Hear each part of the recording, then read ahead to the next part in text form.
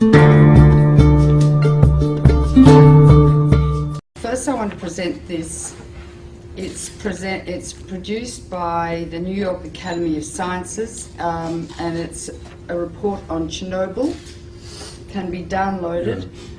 They translated 5,000 articles from Russian the first time into English. It seems that nearly 1 million people have already died as a result of Chernobyl, despite what WHO says and the IAEA.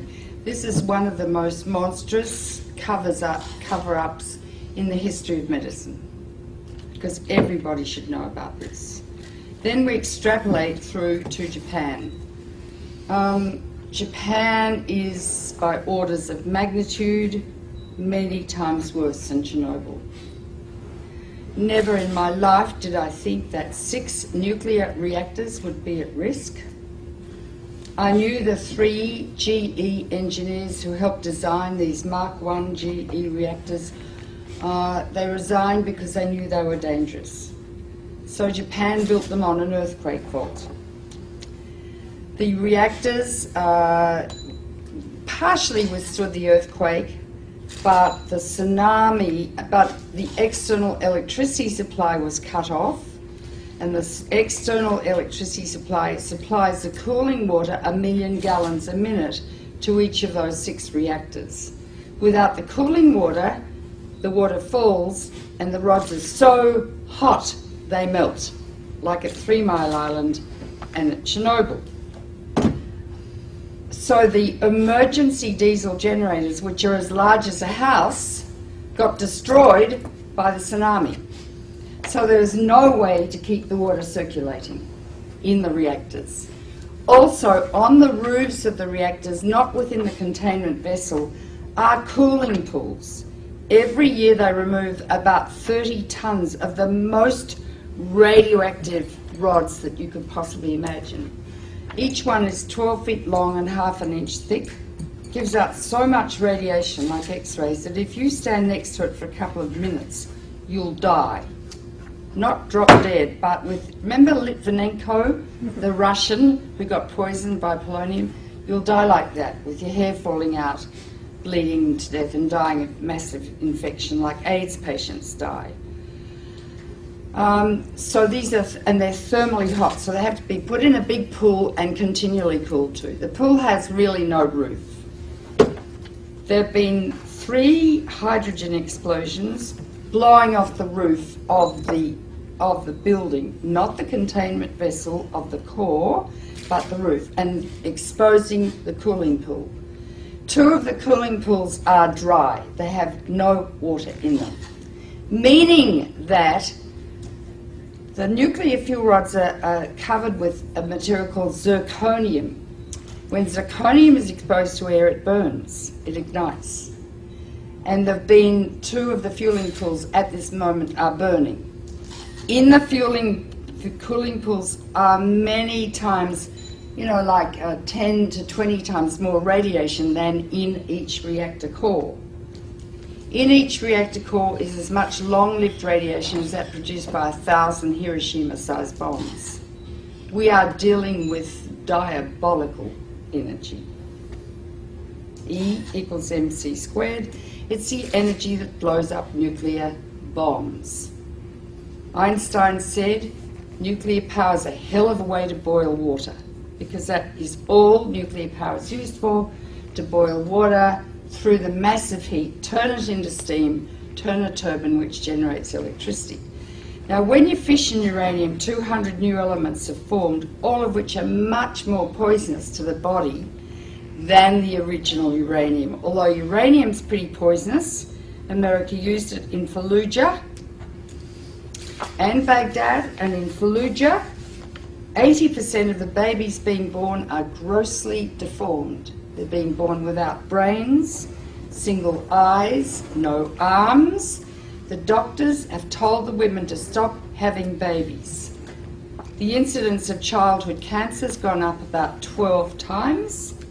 This is genocide. It's a nuclear war being conducted in Iraq.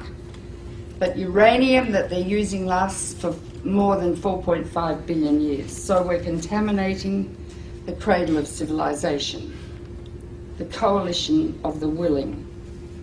In the nuclear power plants, however, is a huge amount of radiation. 200 elements. Some last seconds, some last millions of years. Radioactive iodine lasts 6 weeks. It causes thyroid cancer. That's why people are saying better take potassium iodide, because that blocks the thyroid uptake of radioactive iodine, which later can cause thyroid cancer. In Chernobyl, over 20,000 people have developed thyroid cancer.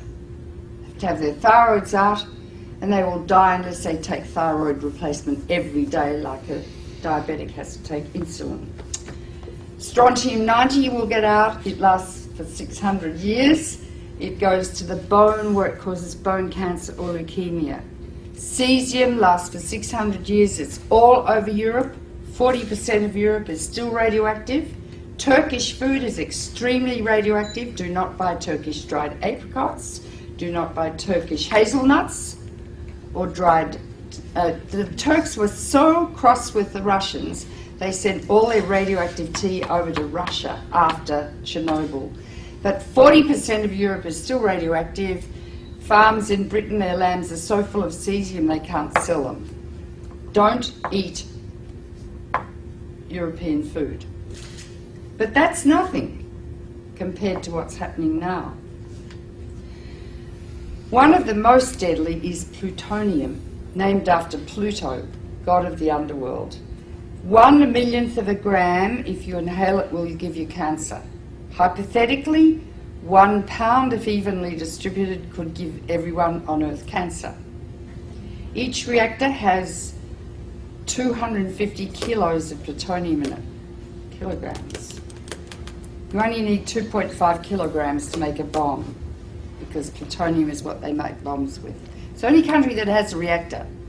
From your uranium, you are the biggest exporters of uranium in the world, Cameco.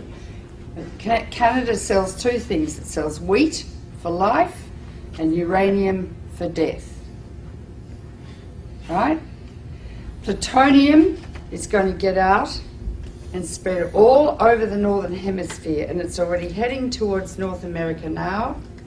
Plus radioactive iodine-129, its half-life is 17 million years, plus strontium, plus cesium, plus tritium, and I could go on and on and on.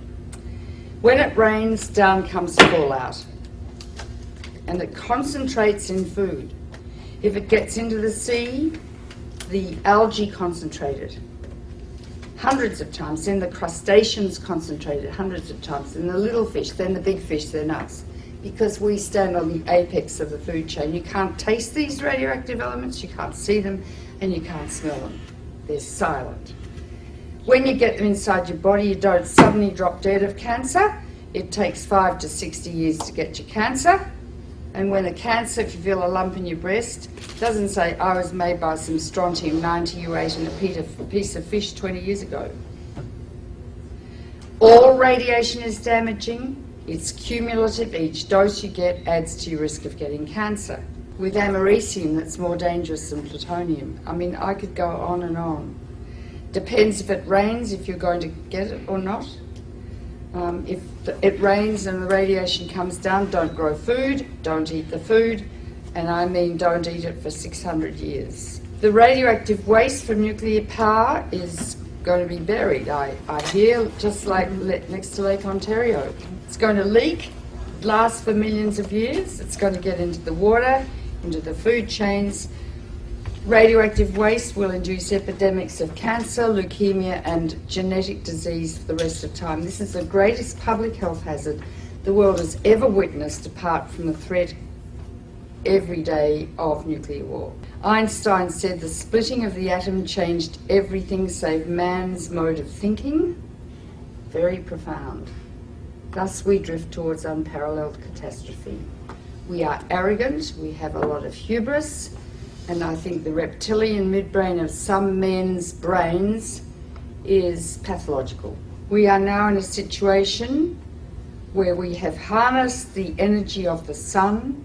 It is totally out of control, and there's simply nothing we can do about it.